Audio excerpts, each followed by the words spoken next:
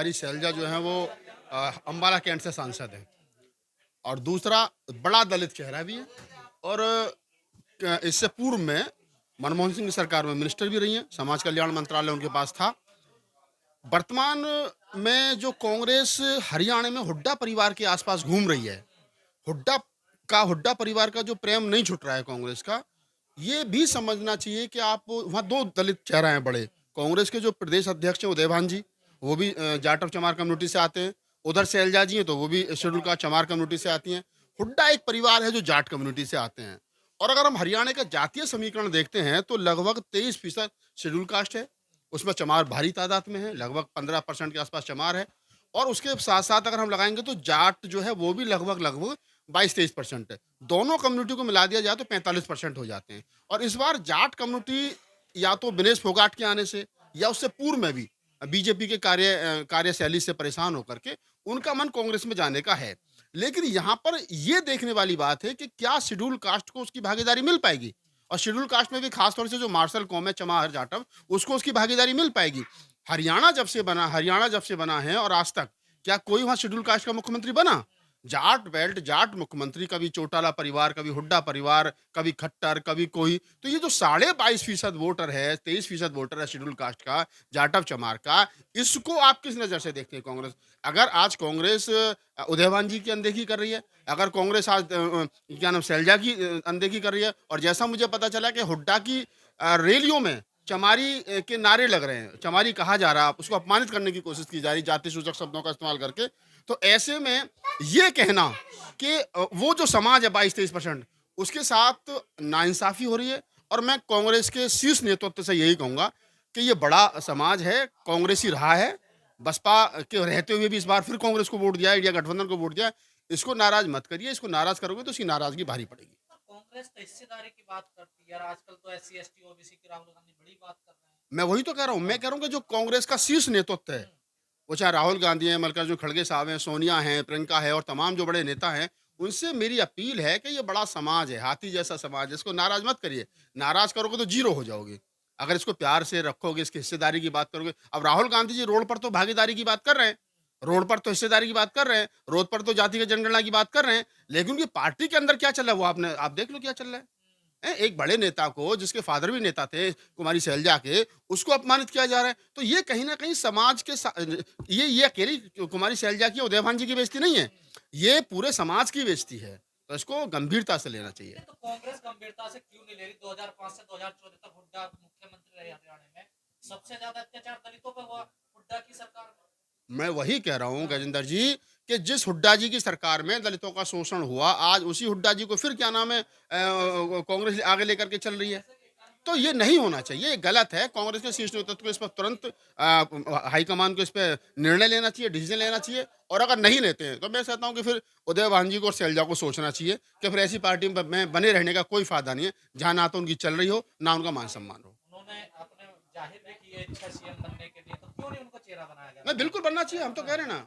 भई कुमारी शैलजा में क्या कमी है? पढ़ी-लिखी है, अनुभवी है, लंबा राजनीतिक अनुभव है, तो कुमारी शैलजा को मुख्यमंत्री बनना चाहिए।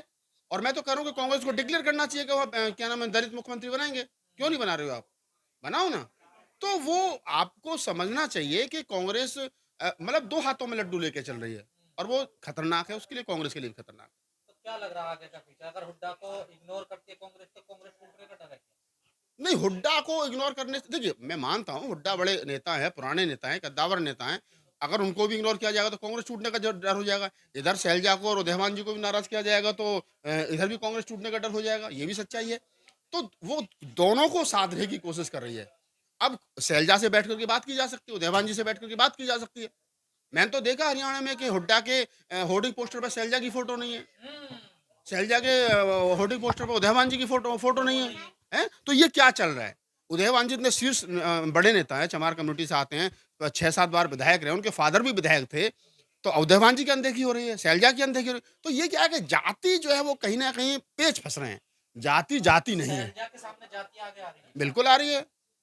भई इस देश का दलित नेता जो है वो कहाँ जो सवर्ण नेता उसको हज़म कर पा रहा है, नहीं, बर्दाश्त कर पा रहा हरियाणा है। के जाट खुलेआम जो आम जनता वहाँ की शैलजा के बारे में अगर सवाल मीडिया कर रही है, तो उसको चमारी कह के बोला जा रहा, तमाम वीडियो ऐसी वायरल हो मैं रही बता है। रहा हूँ ना आपको हाँ, गजेंद्र जी, मैं वही कह रहा हूँ कि कांग्रेस का जो शीर्ष नेतृत्व है उसको इस पर संज्ञान लेना चाहिए। उसको चाहिए कि वो जो जिन लोगों ने इस या प्रकार, हरियाणा का जाट आज भी चमार को बराबरी में नहीं देखता है। देखिए हरियाणा का जाट सवर्ण रहा है, हम्म, वो राजस्थान के जाट की तरह, मध्य प्रदेश के जाट की तरह या उत्तर प्रदेश के जाट की तरह पिटा छिता तो है नहीं। जैसे हरियाणा का जाट जो है वो मध्य प्रदेश जनरल में आता है। मतलब जनरल में आते हैं वहाँ, और हमारे यहाँ ओबीसी में आते हैं, उसमें क्या नाम है, उत्तर प्रदेश में। और वो बेचारा लड़ा भी है, संघर्ष भी करा है उसने, वो उत्तर प्रदेश का जाट जो वो आरक्षण के लिए उसने संघर्ष किया है, और उसके बाद जमीनें भी कम रह गई हैं।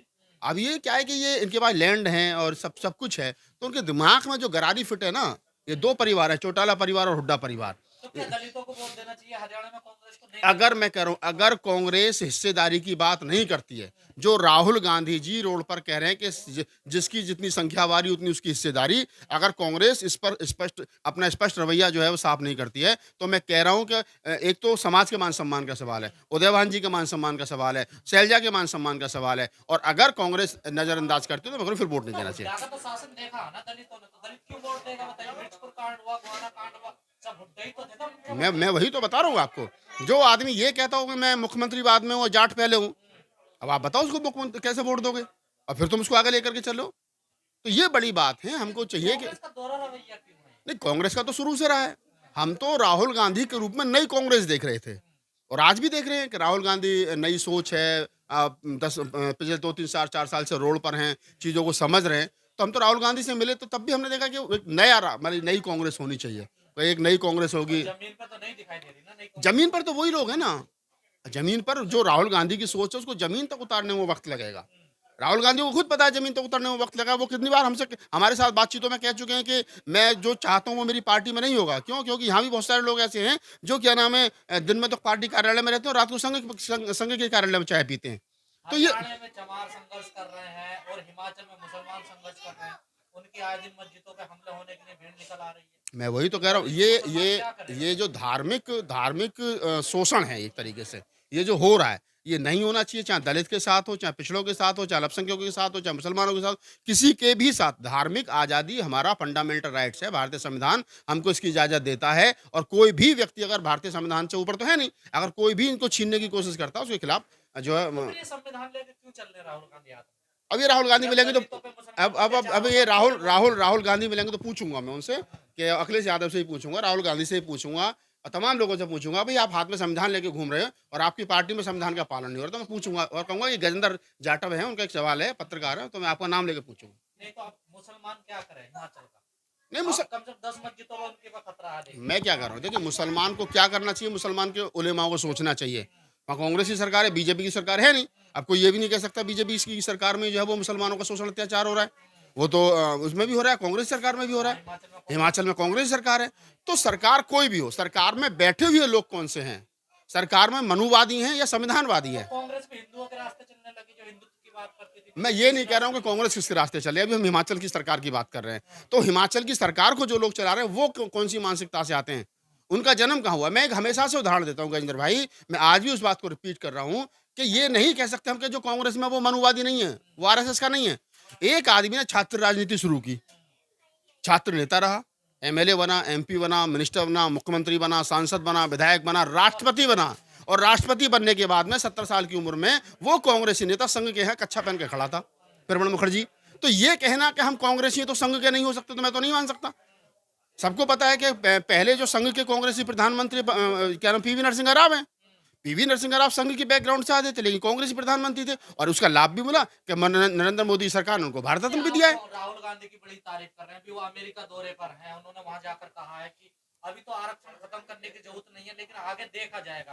तो क्या कांग्रेस के एजेंडे में है आरक्षण खत्म करना? जब देखा जाएगा ना तब हम भी देखेंगे ना। अब कल जो होगा, मेरे चाची के मूंछ होती वो चाचा होता, मैं कैसे मान लूं इस बात को? ये बहुत सारी चीजें हैं, कल जो होगा कल बात करेंगे, आज पे वर्तमान पे बात कर लो। राहुल गांधी ने जो वहां पे स्टेटमेंट दिया वो मैंने पूरी पढ़ी, उसमें कुछ भी गलत नहीं है। मैं तो आगे देखेगी कांग्रेस। हम देखने देंगे क्या हाँ। यार? कांग्रेस क्या देखेगी? वो भी कहेगा भी देश के अंदर समानता नहीं है, बराबरी नहीं है, सही बंटवारा प्रॉपर नहीं हुआ है। जब ये प्रॉपर हो जाएगा तब देखा जाएगा। और बाबा साहब भी तो यही कहते थे कि जब सब कुछ समान हो जाए तो आरक्षण खत्म कर देना, जाति ना रहे, सबके पास में कोई गरीब ना रहे, ऊंचा नीचा रहे, कर दो खत्म। तो राहुल गांधी वही बात करें जो बाबा साहब डॉक्टर अब तो अम्बेडकर ने कही है। बीजेपी भी कह रही है कि आरक्षण को खत्म ही नहीं कर सकता। अमित शाह बचा भी कहाँ है बोल आरक्षण? रही है। सरकार के पास नौकरी नहीं है, प्राइवेट सेक्टर में आरक्षण नहीं है, तो नौकरी है कहाँ? मैं तो आरटीआई लगाई दिल्ली दिल्ली सरकार में, पिछले 10 साल में केजरीवाल सरकार ने 418 लोगों को नौकरी दी है, लाखों लोग रिटायर हो गए। तो जिसके लिए लड़ रहे हो रोड पर, वो बचा कहाँ है? आपको सेनापति बना दिया, सेना है नहीं तो काहे के सेनापति हो भाई?